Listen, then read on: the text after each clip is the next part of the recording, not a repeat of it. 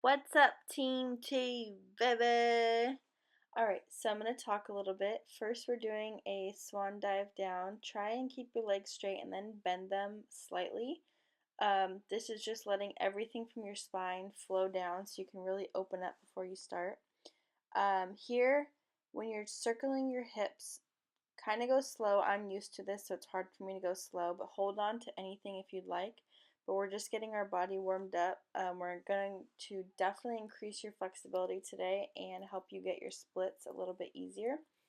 So like I said, go nice and slow, but just twirl your hips around a couple of times. Now, anyone who has quad pain, this is definitely going to help, but you need to make sure your form is correct. So you don't want to bend forward or lean back. That's not going to stretch your quad. That's going to stretch other areas. So, like I said, for beginners, hold on to the wall, hold on to something in front of you. For advanced, if you're working on your balance, you can just do it standing up.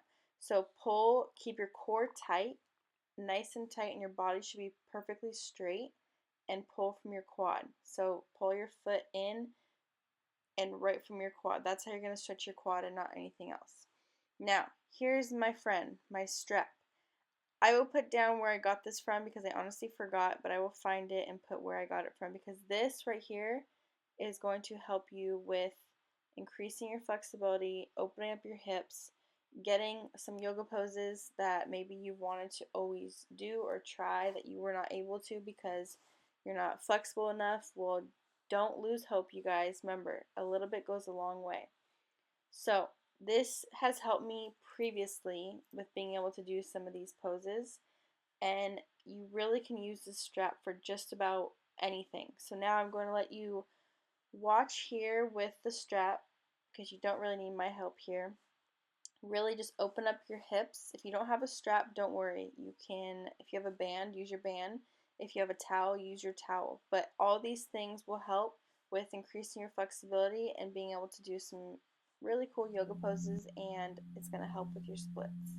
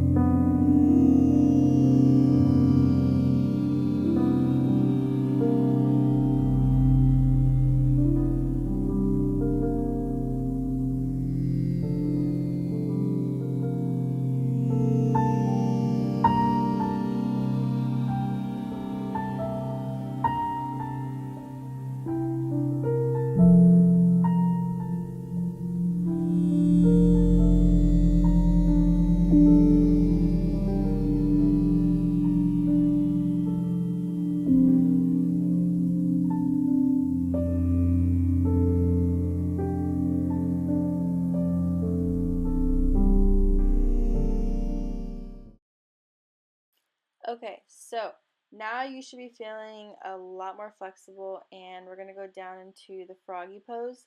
This one is going to be a little bit more advanced. To do the frog pose, you're really, really opening up your hips. So like I said, you guys don't get scared. Start slow. Start with your knees closer in. Advanced, you can start with your knees further out, because then we're going to place our knees on the outside of the mat and really, really get a super deep froggy stretch right here.